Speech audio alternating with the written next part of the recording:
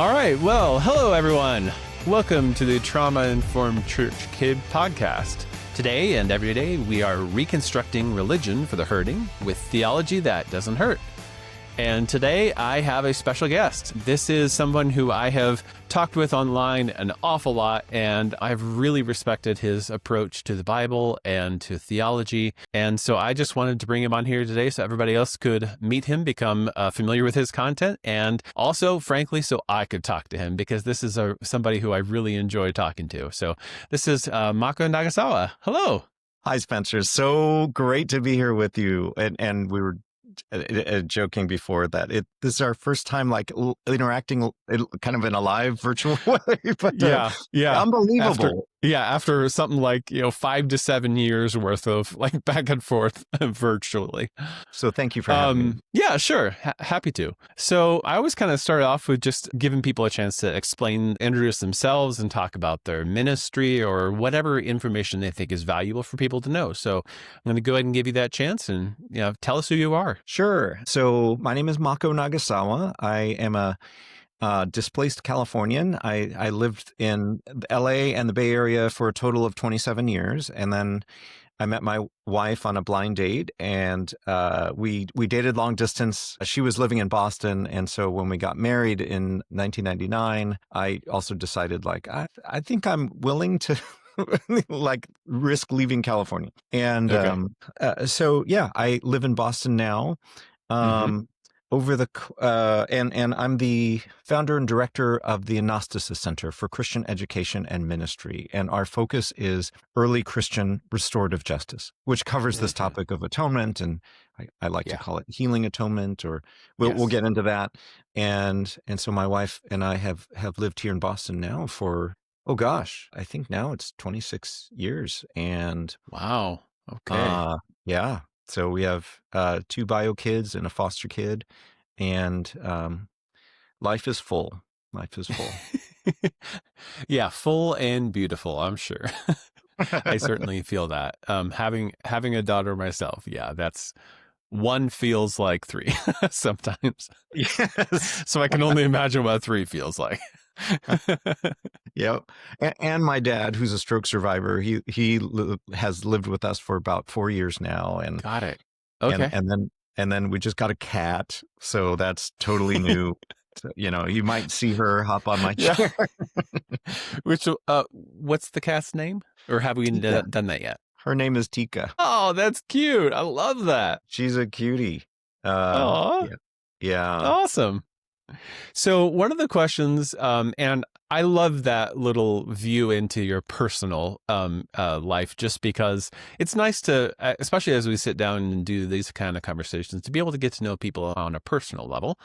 And so one of the things that I do with these expertise interviews is I always ask people, okay, we're sitting down for tea. What are you drinking? You don't have to be drinking anything right now, but what are some of your favorite drinks that you enjoy just for fun as your relaxation? I do like coffee and tea. So my favorite coffee is Ethiopian, Yerga Chefe. The one with the notes of blueberry in the background is just heavenly. And then my favorite tea, it will depend on the time of day, but I will have Earl Grey in the morning, some kind of green tea in the early afternoon, and then maybe rooibos in the evening. Rooibos is South African red bark. It's great for dessert, with dessert. Oh, I love that. Yeah, my wife grew up in Chicagoland area, and there was a tea shop there called Serenity's. Every time I would go visit her, we would always stop there and get bags of tea. And unfortunately, they have since gone out of business. I think they were a COVID casualty, I believe. I'm used to having multiple varieties of bags and bags of teas. Today, it's called Winter Storm. It's a Ceylon tea with some almond, apple, rose petals, cinnamon, clove, and orange peel. That sounds really good. Yeah. Very fallish. And my clients know that I love tea because I have a little portable tea I don't even know what it's called. The thing that heats it like up. a My brewing brain pump is or an electric kettle. Yeah. carafe. Yeah, electric kettle. Yeah. And so I'll usually have coffee in the morning and then tea in the afternoon after I have my lunch. So Perfect. Yes. yeah, Yes. love it. Okay, so I do want to dive in a little bit to some of our topic here today. As you know, season 2 of this podcast, we're going through Exodus and Leviticus together.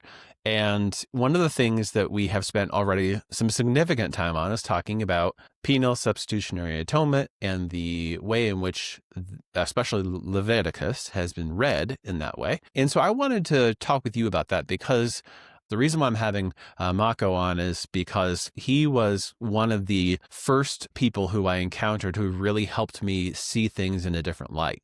So as many people know, I started to kind of rethink PSA, or at least trying to understand it better once my daughter was born. But then after reading some of the classics defending PSA, I knew that didn't make sense, but I didn't have anything else to replace it with. And so when I encountered your work, it was really transformational for me to be able to start to look at things in a slightly different way that actually had major ramifications down the line. So can you tell us a little bit about your journey perhaps through PSA, perhaps your own process of deconstruction and trying to understand what that reconstruction looked like on the other side?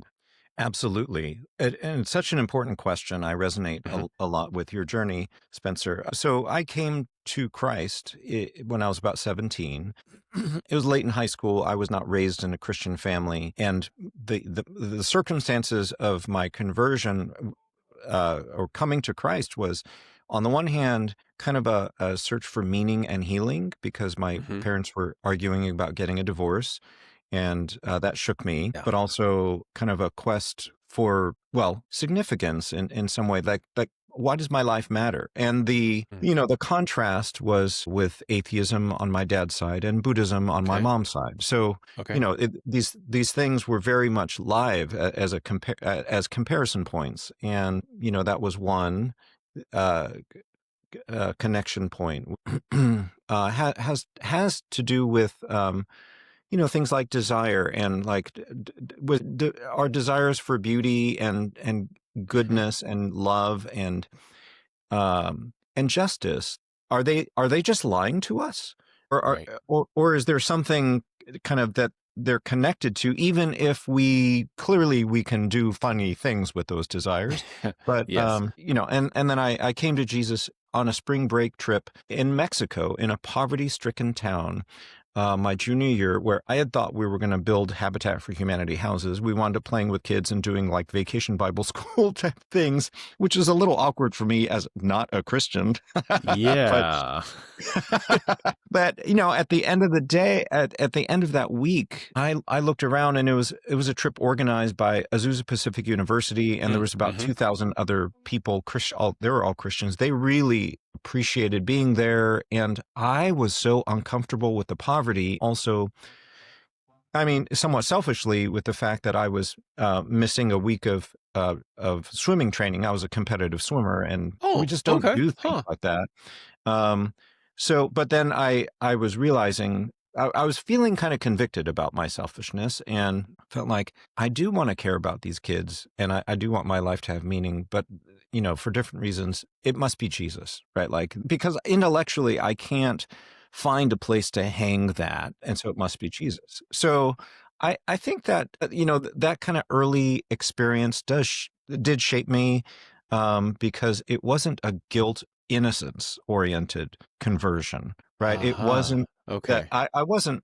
I mean, I knew, like, oh man, I'm going to have to apologize to some people, right? But that wasn't weighing on me. So it wasn't I need forgiveness because I feel so guilty. Like, I felt guilty. I felt convicted, but I felt more hope coming to Christ. And then, it was in the context of attending a church called, at the time, it was called Anaheim Japanese Free Methodist Church. And Free Methodist. Free Methodist, yeah. That was the first church I went to. the Free Methodist Church of Rushville, tiny little, like 3,000 person town in Illinois. So yeah. Oh, even more to connect on later, Spencer. I know. So for me, like Wesleyan kind of themes of God's love, that's really important. Also, a lot of people in this particular church conference felt a call to ministry during the incarceration of Japanese Americans during World War II, right? And so, so that helped me understand how do people kind of process trauma like that. And also it helped me to answer questions my dad had because he also went through that as a boy. And so, all of this was really helpful. And then I went to college. I had for the different influences, got exposed to 5-point Calvinism and 4-point Calvinism. And then I thought, okay, I maybe could go for the 4-pointer because the limited atonement just makes no sense to me. Oh, there's Tika. Yep. There she is. Love it. I love it so much. Just because limited atonement, I saw too much scripture that was not, you would really have to bend over backwards or cover both eyes or, something like that to do that. And it had practical implications for like the rest of my family. Yes. Like, okay, so can I say God loves them? Well, if I believe in limited atonement, then no, like I can't say that with certainty. Right. And so not in the sense of like he wants them to come to Jesus, so that was immediate. And then through different, well, I'll kind of fast forward. I had a great mentor, my college pastor, Dorman, who gathered a group of us to learn how to do expository preaching. And he, this was my senior year of college, and he divvied up Romans 1-8. And so my second assignment was Romans 6, 1-11. What shall we say then? Shall we sin so that grace may abound? And, diving into the deep end. Yes, absolutely. And I thought, I knew what Paul was going to say. I thought he was going to say, don't you know how much Jesus sacrificed for you? And invoking the debt motivation as an emotion, because that's what my parents also said. Like, don't you know how much we've sacrificed for you as immigrants, Confucian-oriented Japanese Americans. And I'm a decently compliant person. Like I'm a 1 on the Enneagram. When people make sacrifices in love, it gets to me. I mean, it means a lot to me. I was trained kind of emotionally to feel that way and had heard that from certain pulpits. So as it related to Jesus. So it shocked me. Like that's not what Paul is saying. He's saying not that Jesus died instead of you, Jesus died ahead of you. And, we can get into, I know, people say Romans 3:21-26 actually does teach PSA. I don't think so, but in any case, my job was not to teach Romans 3. It was to teach Romans 6, 1-11. And so that was stunning, right? Like Paul is building a sense of identity obligation. Like you've changed, you died and rose with Jesus. And at the time I was thinking about becoming a high school teacher. Anecdotally, I know that if you're dealing with a kid who's struggling with school, like it is not effective and not kind to say like, hey, what are these grades? Are you stupid? Right? Or, hey, what are these grades? Don't you know how much I'm sacrificing for you? Right. The best thing to say is, what are these grades? This isn't who you are, right? Is to separate the identity and the behavior enough, right? They're still connected, but enough to separate so that someone could see something different about themselves and have hope for change. And I thought, this is what Paul is doing, like on a far deeper level, of course. And, it's your rooted old self Christ. has died with Christ, Exactly. and your new self is being raised. Yes, exactly. And, and so that sent me on a scavenger hunt for years. I was like, I'm going to read all the letters of Paul and the epistles and then the gospels and to ask myself, like, what kind of language of motivation and what kind of emotions is Paul trying to summon in his churches among the Christians who came to faith in order to do discipleship? And does he ever use penal substitution? Does he ever use debt oriented or like debt obligation, like don't you know how much Jesus sacrificed for you? Or even you were once separated from God and now you're not, now you're not because Jesus is the bridge, like those kinds of things. And I thought, no, actually he does. I mean, okay. And again, 1 Corinthians 1 and Galatians 3, maybe if you take them in isolation, but the resurrection stuff is just right around the corner on both of those, both those letters. And so I thought, I love expository preaching. I love like discipling younger men. Here I am in my early 20s and just loving the Lord and I love ministry. So, and I'm committed to Scripture. So when I'm doing discipleship, do I have to teach PSA? And I concluded, no, like it might be in like somewhere in the background, but like it's not on the surface of any text. And then I asked, how about evangelism? Does anyone use PSA in evangelism? So, I reread Acts several times. I was like, is this any of the apostles? Is it in their speeches? No, it's not. And in fact, the paradigmatic speech to the Gentiles, Paul in Athens in Acts 17, he doesn't say, you're separated from God. He says, actually, God has already drawn near to you. In fact, you're in him in some sense already. Yep. So in him he's we not, live and move and have our being. Yeah. Exactly. Right. And so he's not using the kind of the relational distancing maneuvers of penal substitution either. So so there it was. I was like, okay, then in evangelism, I don't have to use penal substitution either. So when I do discipleship with Christians, when I'm talking to non-Christians, PSA doesn't come up. That was what I concluded in my 20s. And then it took a little more time. I did campus ministry with InterVarsity for some years, 14, 15 years. And during that time, I took some theology courses and got exposed to the early church, as well as what's called the Athanasian retrieval of Karl Barth and the Torrances and stuff. And that answered even more questions. It fit also with living and trying to be involved in a Black community, in a Black church community, where we were talking about mass incarceration and restorative versus retributive justice. So if God's justice is not actually retributive and it's restorative, then that's a game changer. And that just fits completely. So then the atonement is a restorative healing atonement where Jesus takes on, as the early church would say, he shared in our fallen human nature that we might share in his restored, healed human nature. And so his life, death, and resurrection serve a medical purpose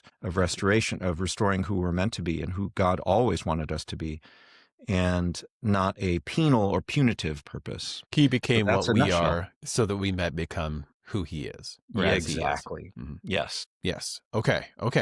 Thank you very much for that historical narrative. I always love hearing people's stories, partly because I'm a counselor and this is kind of my thing, my bag, but also because it really makes the theological ideas that can seem kind of abstract and heady at times become very real and tangible practice. So we are going to dive a lot more deeply into the tangible real life practice, but could you give a 30,000-foot summary of what was happening in the sacrificial system, both in Israel and then later on when Christ himself becomes a fulfillment of sacrifices? Yes, absolutely. I will say that, and this is why I'm excited to hear that you're doing Exodus and Leviticus, because I think they absolutely have to go together. Yes. I think what the sacrificial system is doing is it's retelling Moses' journey up Mount Sinai to repair the covenant with God because Israel had broken it, and to restore the covenant. And so, the story especially climaxes in Exodus 32, 33, and 34, where there's the golden calf incident, and God seems to be kind of saying on the one hand, like, I've had it with these people. Yep. And then he says, Moses go away. I'm going to get rid of them. I'm going to start over with you. I'm done. Right. And Moses says, no. And basically he says, like, well, let me be the Israelite that honors the covenant, Lord. And and so he climbs up the mountain, meets with God, and he's he walks through divine fire, right? Because this mountain's on fire. And so something happens to him that is as a result of the partnership between God and Moses, so that Moses's face shines. So, going up there means he's transfigured in some sense, or partially purified. Now, he's not perfected, because later he sins, and at the time, then that stabilizes the covenant. And then God can stay with people, and vice versa, and then they go into the garden land. Yeah. And then But not because a death occurred that satisfied God's justice. In fact, he actually goes up there saying, maybe I can make atonement. Maybe I can make kapar for you guys. And he offers his life to God on Mount Sinai. And Adonai says, no, I don't need that. Right. Maybe even I don't want that. Exactly. That's just not how it works. So as Moses is purified as he goes up, but he is not punished as he goes up. Like he doesn't take a punishment that God had really meant for Israel or the rest of Israel, right? It's just, that's not what's happening. And so the sacrificial system is a retelling of that story. So I think we have to think about it as a full calendar year, but it climaxes with the high priest going into the Holy of Holies. And so his horizontal movement mirrors Moses' vertical movement. Exactly. Got it. Yes. Okay. And then, by and large, I think God is acting like a dialysis machine in both cases. He is receiving the impurity so that he could give back a purified life, or either purified life or even a purified life in the form of a living mediator who has glory in his face, right? And so however we think about that, I think God is acting like a dialysis machine. Give me your impurity, Israel, and I will give you back purity. Which is totally different than I grew up hearing. You talked about the Wesleyan tradition. That is, I mentioned how Free Methodist was the first one. After that, it was the Nazarene Church.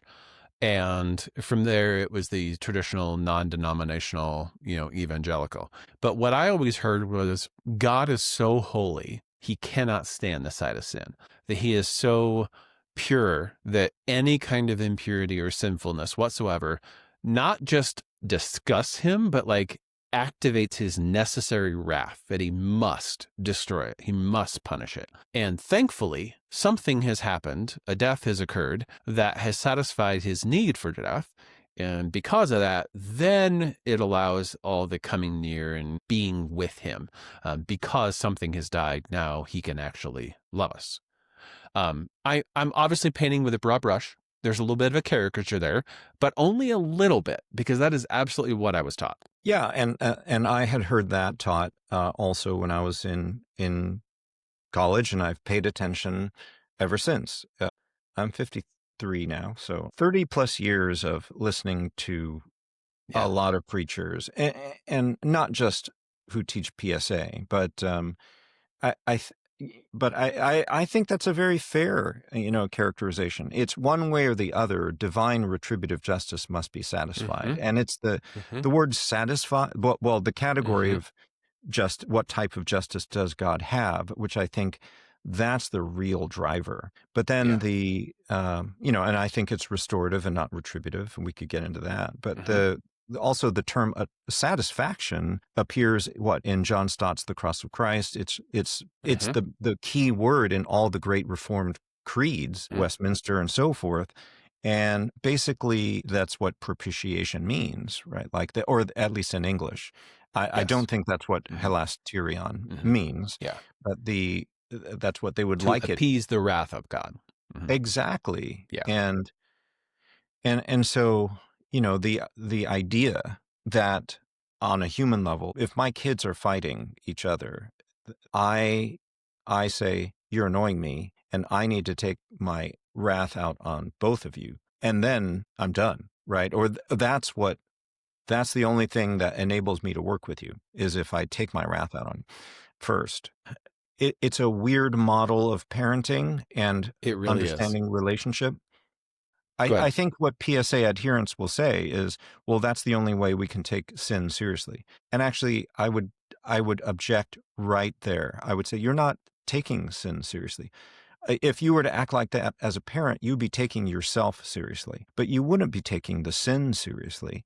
if you took the sin seriously, you would get down on your hands and knees and say, I really want you to be reconciled. Here's how you do that. Here's how we're going to put back the blocks together. God has to call for our partnership every single time to undo the sin. That's restorative justice. He does not have to punish every single sin infinitely. Yeah.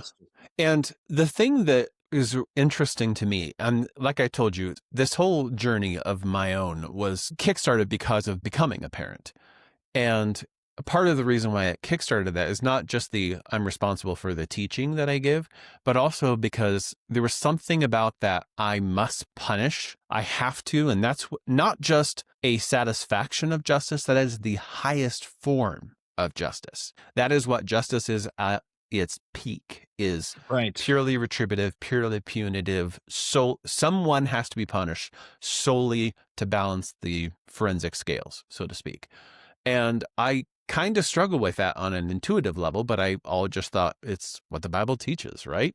And it really started to come home to me once my daughter was born, and we were reading through some of the Bible storybooks or those kind of things that you would find on Amazon. And I kept encountering PSA popping in there at various points in the story. And I would usually just kind of skip over it. And she would go, what are you skipping over there? And so then I had to explain to her, okay, so here's what they're saying. And then I laid it out explain it to me like I'm 5 terms, that God has to punish sin. And so imagine you have a brother or a sister. He is mad at your sin, so he punishes your brother or sister instead.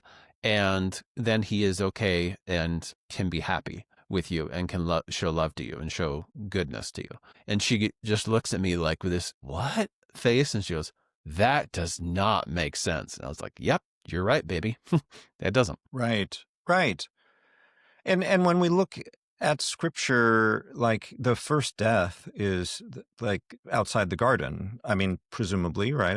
It's a result of exile, but God, he gives us human mortality as a severe mercy, but it's still a mercy, because he doesn't want us to eat from the tree of life while we're in a corrupted state, right? So, mortality is hard. It's certainly tragic, but it's better than that. It's better than infinite and eternal human evil and injustice and resistance to the God of love. Right. And so, if in the Old Testament, none of the deaths are the end of the story, there's some backstory that the New Testament reveals about what happened after that to people, then that's a whole different ballgame. It means that death is a coma that, yes, occasionally God has to keep people in a coma until he could come in Jesus and give them the cure. And that is a restorative model. So that means every single time God, unfortunately, has to take human life by special action. I know that there's other ways to struggle with that, or even possibly interpret those things. So, but I'll just say, on the face of it, it's the same as just mortality in general, which is undeniable. But if that's not the end, and if there's actually one constructive purpose that death is serving, which is it enabled Jesus to die, and therefore we can die and rise with him, then the death is not strictly retributive. It's not God saying, you've offended me, so I'm going to try to get even. Right. Yeah. Well, and that highlights one of the core differences between your approach that you've been talking about here, which is functionally the approach of the entire Eastern branch of Christendom. Right. From the earliest stages. It started to split off a little bit at Augustine, and then really took a hard left turn at Anselm, and we wind up in, the Reformers. But that's a whole other, discussion. But the point here is that the question about what problem does the cross solve, and not just the cross, but the incarnation as well, because that was really important to the early church, especially Athanasius, Irenaeus, all those people. What problem does Jesus solve?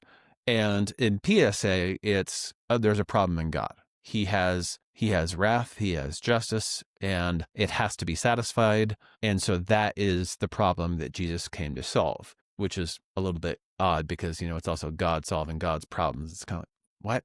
Anyway, nevertheless, Right. setting that aside, versus this more medical substitution that you're talking about, where this is a problem in us, that he became what we are, that we might become as he is. Yes. Yes. And so it's like, Harry Potter being a Horcrux, right? There's something in us that should not be here. And the only way to Speaking my language now. Yeah. The only way to Yes. fully get rid of that is to live a faithful life unto the Father and to die a faithful death unto the Father. And, Yes. and so it's not like anyone is scoring points on a score sheet in God's mind, but it's just, because love keeps no record of wrongs. exactly. And and it's because our faithfulness or unfaithfulness has an impact on our own human nature. And so, of course, God wants humans to be faithful, and why Jesus' faithfulness was and is important to God, but it's because of the impact it has on human nature.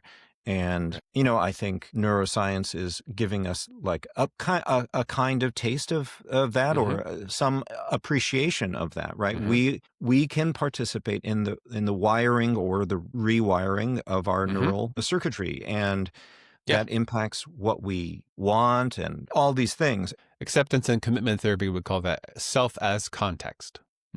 Yeah. Yes. Thank you. That is fascinating.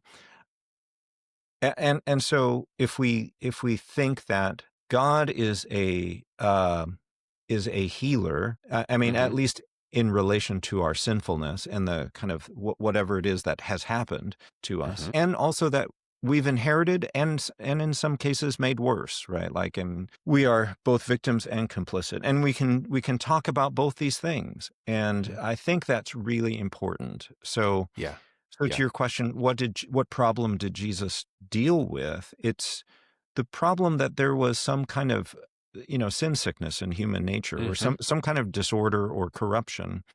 I like to joke around with people, and I know you're nerdy like me on the fantasy side. Very much.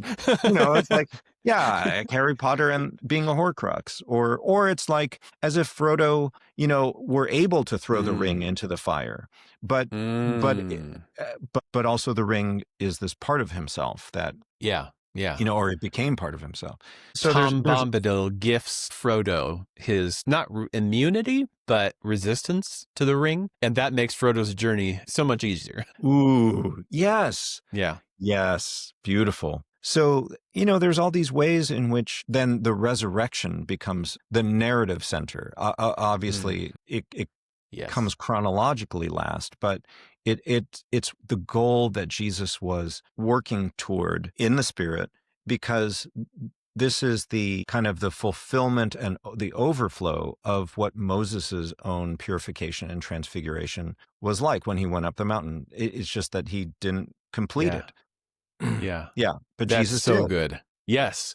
Well, and that actually transitions really well to the bulk of what I wanted to make sure that we covered today, is that on your site, you have a whole curriculum there about shame and glory. And one of the things when you were talking about like healing the problem in us, when you were talking about the neuroplasticity effect, which is that self as context idea. Yes. One of the things you talk about in your Shame and Glory series is how our desire is shaped by our choices. And that's absolutely something that I see all the time in counseling with my clients, where I usually call it like the horizon of possibility, of like psychological possibility, where a person, for instance, who has experienced some really significant trauma, they just almost can't see past that horizon because it feels impossible to trust again, to be vulnerable again, to do any of those kind of things. And so what I try to encourage them is take one step in that direction. Take one or two steps. Do what you can with what you have for as long as you can,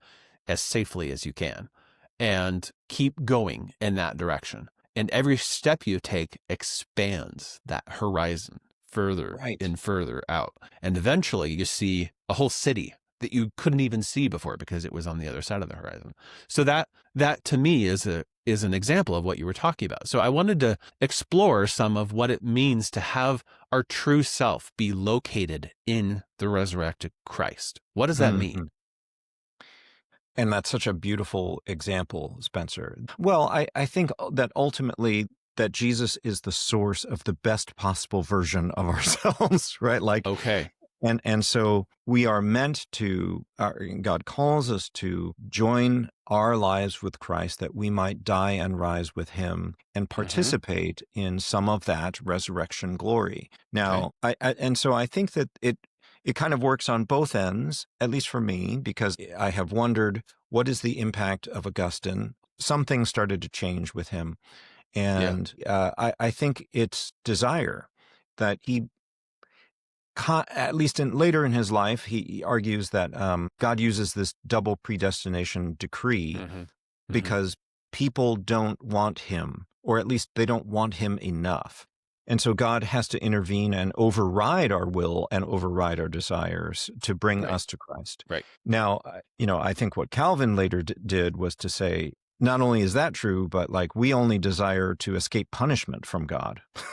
So like we don't desire God and we just don't want to be punished by God. And so, the way that God gets us to desire him is by taking out his retributive justice on Christ or something. And so I think there's some trauma bonding that happens because of that. Very much. Yes. As if that is healthy. The way I think it first dawned on me was actually intersecting with East Asian culture and Confucian thought, which is essentially the group is good, but the self is bad.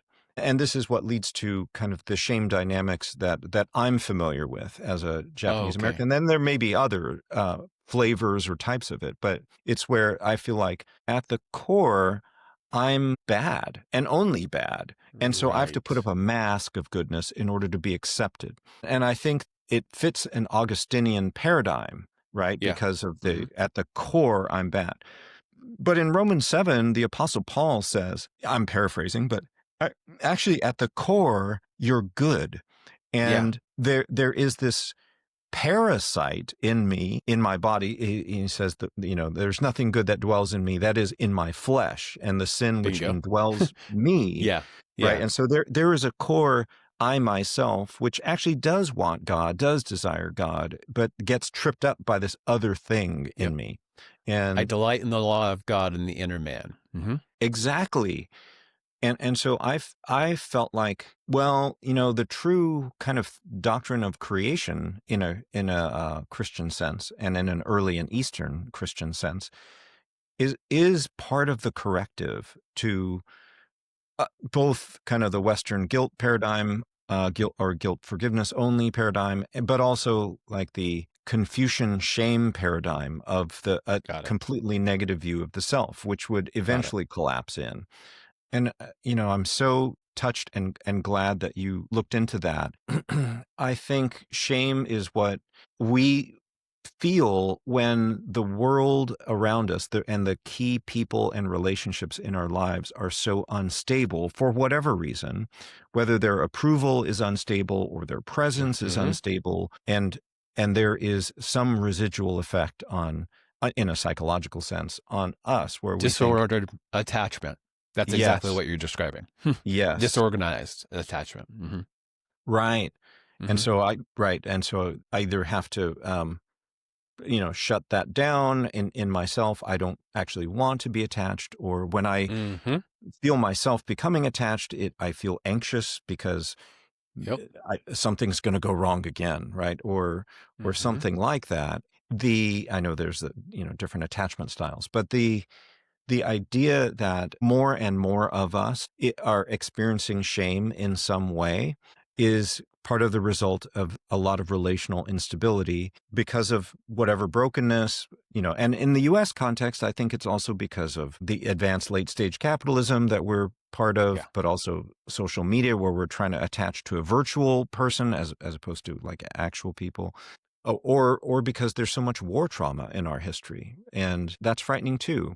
So multiple causes for this, but I think we are past kind of the culture of where it makes sense to focus on a guilt, innocence, or guilt forgiveness paradigm, which is PSA. I think it makes way more sense to focus on a shame and glory paradigm, where glory is God revealing himself through us.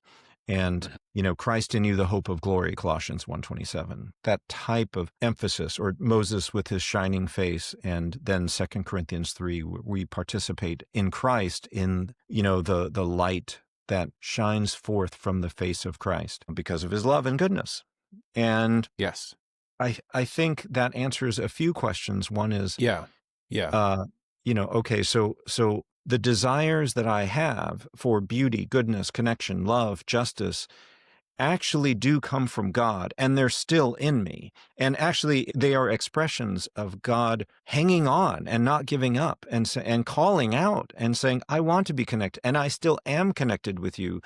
The issue is not distance or separation from God. It's alignment with God, or that we're misaligned, right? And we need to be more attuned to God. Mm-hmm. Jesus accomplished the fine tuning of human nature unto the Father by the Spirit, and that is how we get connected. I think that's a totally different paradigm than the common Protestant one. Absolutely. And that's something I've seen just in tangible practice, both personally and professionally, where I work with a lot of people who have experienced spiritual trauma and religious abuse. And that's kind of my subspecialty within my counseling practice, taking a look at the ways in which these theologies that we've imbibed and assimilated have become just so much part of our identity, such that, and I encounter this all the time, when people say like, okay, well, here's what I want and here's what God wants, which is very Augustinian in its nature, grace divide, and there's a whole thing about that. But the point being is they see their own desires as being inherently at the core, deepest level, wicked, undesirable, evil even. And then that, of course, then reflects on, what does that say about me? And of course, then PSA comes in and says, oh, well, that's the bad news. The good news is that evilness has been punished. And so now we don't need to worry about it anymore. But the problem is we still struggle. So it's like, wait, was it punished enough? What is going wrong here is the major problem. Yeah. Right. My goodness. And it leads to a view of love, which is only focused on the sacrifice and forgiveness part. And so my colleague attended a wedding recently, and the wedding homily was like, this is what love is. It's all about forgiveness and sacrifice. And it's like suffering. What? And suffering. It's like, well, okay, at times that is a part, but what about joyful connection? Right. Is it like your own marriage sounds horrifying, actually. Yes. And so, thank goodness that at least that time. I know we're laughing about this, but I know that that's where the Puritan movement came from. And that was exactly the foundation the Puritan movement was built on. Basically, we can't enjoy anything, because if I enjoy something, then I immediately have this temptation to enjoy it too much. And so now I have to full on asceticism, for every single human being at all times. That has died out as a practice, but I am not at all convinced it has died out as a philosophy, especially in the Protestant world. Yes. I think it's a kind of virtue signaling, right? It is. Well, I hold to the old stuff. And thank goodness, God helps us rise above the level of our theology. Yes. Glory to God for all things, without a doubt. Exactly. Because at times that theology is quite bad. Or it doesn't explain human goodness, right? And it's not that we can ignore human evil either. So, okay, but like God's way of engaging with human evil is not simply to punish it, right? It's to bend it back into the alignment, to heal it so that we might be delightful, be lovable, right? And delight in our delighting to actually enjoy when we see a beautiful picture, or we are attracted to our spouse, or we are just delighted by our children. You've talked about before about how our emotions and desires are windows into God's own emotions. And I want Yes. you to kind of speak a little bit about what that looks like in actual practice when we have this shift off of, I can't trust my emotions, onto now I can see them as windows into God. How does that change things? This has been a really rich journey and time of study for me, because I've been paying attention to those moments where Jesus either has a human emotion or he comments on our human emotions or refers to it. I think one of the most intriguing ones is in Luke 22, when Jesus is celebrating the Last Supper with his disciples, and he says, I have lusted to have this meal with you.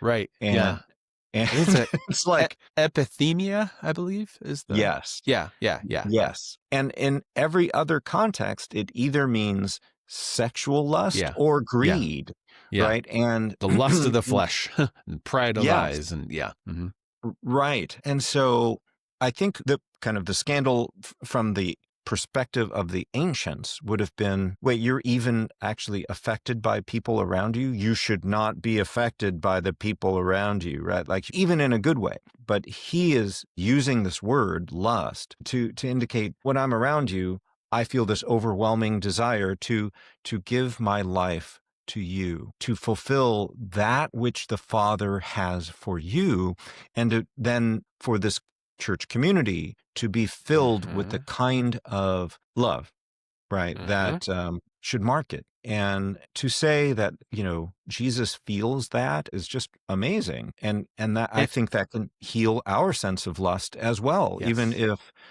the way we experience lust is so different, and we use it almost only in a negative sense. Yeah. And that's one of the reasons why in my counseling work, I always tell my clients, emotions are information. Right. I actively resist the positive, negative dichotomy when it comes to emotions, or good or bad. I might talk about helpful or unhelpful, or pleasant or unpleasant, but all emotions are information. They tell us something about what we care about, what matters deeply to us. Just to get nerdy again, one of my favorite lines in the Marvel movie, well, this is a TV series, is in WandaVision, when Vision is talking with Wanda, and he says, what is grief but love persevering? And that, to me, is just an excellent example. And I've talked with clients who have experienced grief. Like, I had a kid who lost her dad. I've had a wife who lost her husband. And we talk about how we don't want to get rid of the grief. We don't want to make it go away. Now, of course, it's unpleasant, and we want to, in some level, be able to see over the shoulder of it. But that grief is there because of the love, and trying to see emotions not as being bad, but as being, like you said, windows into the divine purpose for our creation. Right. When you give the example of grief, I think of Jesus weeping by the tomb of Lazarus, which is also a mix of grief and angry tears, right? Like, this should not be. Exactly. And how that was his response to Mary, because Mary was grieved at Lazarus's death, and to some degree, maybe even on some level disappointed with Jesus. Like, hey, you couldn't have gotten here sooner. Like, I'm questioning whether you care here. Yeah. And so does. For Jesus, to say, actually, let me show you, right, how deeply I'm affected by this, and that he's angry, in a sense, with death and sin, which made the death, in the sense of mortality and exile, necessary. He takes on the role of the professional Jewish mourner, right? And he cries even more loudly than Mary, and even more awkwardly. I'm sure there's snot and tears running down his own face, because that role is one that serves as kind of an umbrella, so that she can actually grieve even more and not feel awkward. But it's not, for him, it's not fake, and he's not being paid to do this. He genuinely feels this.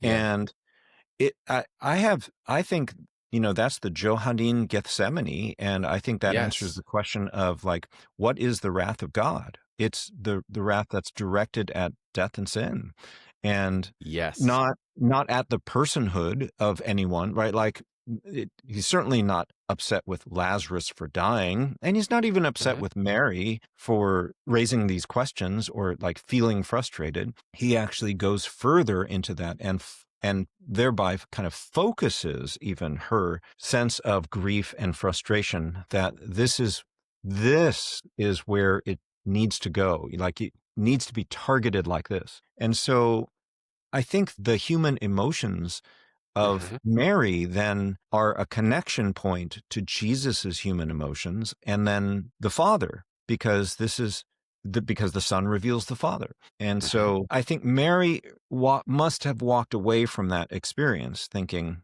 I didn't expect Jesus to care as much as he does. Right. And I thought I knew him. Now I really know him. Exactly. And the connection point was her own emotion. Like she had to grieve. I mean, if she was trying to be stoic and say, well, this doesn't affect me, or, well, I know in the resurrection at the last day, so this doesn't matter at all. No, I mean, she would have missed out on that connection and being able to see and appreciate what it is in Christ that mirrored her, and maybe even was the original source of her human emotion. In the counseling world, we call that spiritual bypassing. When you take a spiritual truth, like, I know, the resurrection, he'll be raised in the last day, and use that as a way as a, not even permission, but almost like a superstructure that pushes down and says you're not allowed to feel grief, or grief is a sin somehow, or something like that. Because, well, you should just trust. You should believe that God will raise him. So let's just rejoice. Count it all joy, my brothers. Oh, God. Yes. Yeah. I'm just repeating things I've been told. Yep. And then we make people feel guilty for lamenting, for proper lament. And it's just so bad. And for saying, where are you, God? Which is exactly what Jesus cried out from the cross, even though he knew very well where God was. And of course, reading further in Psalm 22, we see that he has not hidden his face from the afflicted one, and he has not despised the afflicted one. Exactly. So yes, I mean, again, there's a PSA problem, but the point here is about Jesus even entered into solidarity with our feeling of where is God. Yeah, and especially how long, O Lord? Yes. Which is resonating in the Psalms. Yes. Yes. And all the way into Revelation, because the martyred saints underneath the altar say the same thing. And he says the same thing he always does throughout the whole Bible. A little while longer. It's challenging in its own way, but at least it calls forth the dialogue and the back and forth between us and God. And God is not ashamed of our laments and grief. And in fact, it's actually quite healing and puts us in touch with him. Yeah. That brings to a really good thing to touch on here as perhaps the last thing that we'll hit on it. You talk in that series about maturing emotionally with God, not God zaps our emotions and now we have holy emotions, but that we work with the heart of God to reshape our own heart and reshape our own desires to be more in alignment with him. So what does that look like in the context that you just described? Well, I think in a general sense, and then maybe specific examples, in a general sense, it's to say, okay, I need to look at Jesus, first of all, and to ask, what kind of emotions does he have? Why is that? What does this reveal about his character? And how are my emotions and desires helping me to connect with him? And so I know this probably gets overused, but I think it's the simplest one I could think of. When I was speaking a bit ago with a young man struggling with porn and addiction, even, one of the things I asked him was, well, try to slow down the next time you feel that temptation and just ask yourself, what do I really want? Right. And because I'm willing to bet that what you really want is to be seen, to be cared for, and maybe even, on a different level, to be better at the relationships that you're in. Because I think for me personally and for many others, partly that's driven by actually I'm not that good at doing conflict resolution. And so something happens where I feel squashed or uncared for. And my way of caring for myself or self-medicating then is being drawn to a context where there's pornography, because in some sense that is false, I feel cared for, or I could live in this fantasy of being cared for. So, I think it leads to this deeper self-awareness. But I think my point to this young man was, I think your sin actually points you to God, and you need to just slow down and just ask yourself,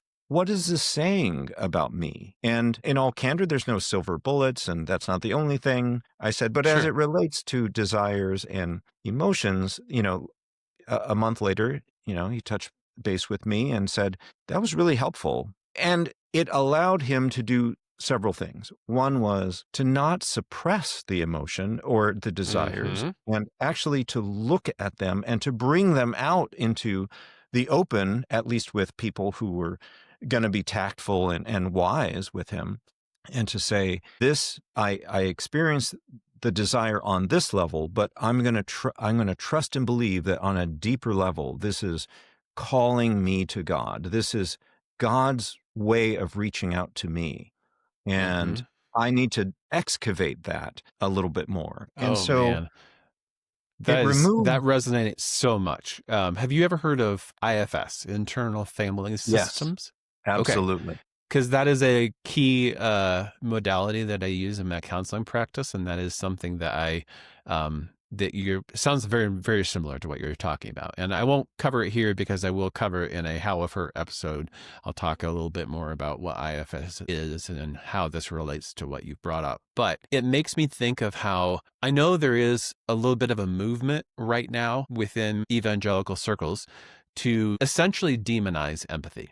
To say, like, is empathy a sin? And I believe there actually is, a book out there, called like The Sin of Empathy. And that feels to me very contrary to what you just described with the emotions of Jesus, where he is moved in his, to use Hebrew terminology, his racham, his womb, literally is deeply moved by compassion for the people that he loves. So I'm just wondering, how do we handle empathy? How do we handle human connection in a way that is going to be aligned with Jesus, with God, but also without getting lost in that emotion? Yeah, I mean, I think what Joe Rigney, the author of that book, The Sin of Empathy, and those who claim that, they're afraid of a lot of things. They're afraid of over-identification with victims or being manipulated by people who claim to be suffering. And it's not that those aren't concerns as well, but for me at least. But look, I think they're trying to draw the line in and use words in funny way, and so they're trying to say sympathy versus empathy. I think in the end, what they wind up doing is saying that the patriarchal view of marriage and church leadership is the first domino to fall, and that comes about because we're listening to women. So I actually think in how they deploy this kind of anti-empathy screed is to shut down the emotionality of women and to not hear the experiences of women, and especially as it relates to men overlooking them, telling them to shut up, or you're not worthy of leadership, or that kind of thing. Now, in not full logical disclosure, enough. yes, not logical enough. Now, I'm an egalitarian on issues of marriage and church leadership. But even if one is not, the idea that we should only be logical, especially men should be logical, and women, it's okay for women to be empathetic, which is what Joe Rigney says disqualifies them from leadership. They're not logical enough. They're swayed by others. Like, gosh, so much to say there. And if I can make a quick plug for one of the videos in the Anástasis Center's series called It's a Man's World, the Genesis 3:16 effect, where we talk about King of the Hill and can women rule? Are women included in the dominion statement of Genesis 1 and also elsewhere in 1 Corinthians, or in just eldership and maturity and wisdom? Yes, they are. maybe on the whole, women are more empathetic, but actually that's to their advantage. And a reflection of the image of God. Yes, absolutely. Because Jesus is clearly moved by us and our plight and, our requests for his help and those kinds of things. We see that in his humanity in the Gospels. Paul in Romans 12:15 says, "Weep with those who weep, rejoice with those who rejoice." Right? Yes. And if the concern is, are we paying attention to Scripture, then the answer is not, well, turn off your emotions, right? Those, we can do both. So I would just say that much. The answer to too little or too much empathy, if there is such a thing, is really just come back to Jesus. Let's look at him, and let's look at what emotions he does have. And it does seem to me that eventually loops back around to the restorative versus retributive justice model, in that in a retributive model of justice, empathy is the enemy. Like we shouldn't feel bad for the people who have sinned and deserve punishment because they deserve punishment, and that's really how we should feel, versus a more restorative model that says, yes, we should handle sin, deal with sin, give consequences that are appropriate and necessary and not cruel or unusual. But at the same time, we have to realize this is an image of God. And exactly, we are tasked not with a sword purely to, kill, but sometimes we, like Jesus says, we have to lay down our sword. So right, Spencer. And it does suggest that the anti-empathy movement is really a pro-empathy movement for the people who wield power and punish. Yep, very much. So there's a whole rabbit trail. I would love to go down there, but unfortunately we are all out of time.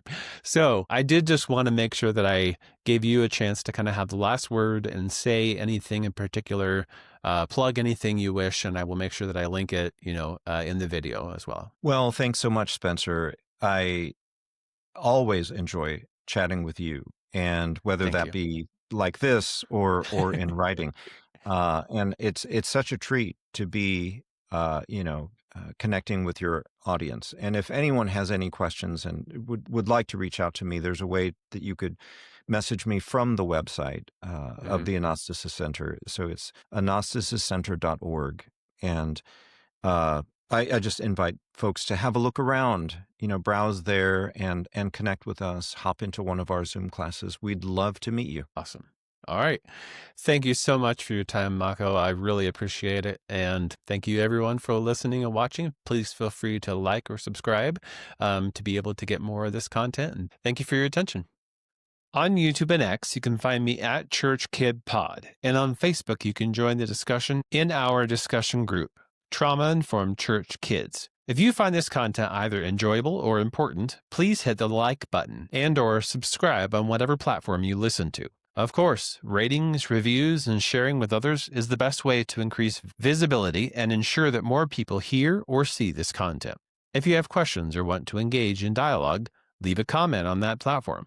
Alternatively, you can leave a voice message on SpeakPipe, and I will add it to the Q&R episodes at the end of the season. Finally, just one last word to everyone. I don't know your story, but I know the one who is walking with you in your story. I know that he loves you. He made you for a purpose, and that his plan for you is always better. If you have been hurt by the church, I am sorry for the ways in which we have borne the name in vain. That is our responsibility to repair and repent. I hope that this podcast starts you on your own journey to find resurrection on the other side of deconstruction. My prayer for you is the words of St. Paul to the Ephesians. I ask God that you may know the love of Christ, which is more than we can ever know. I ask that you may be filled with everything that God has. See you next time.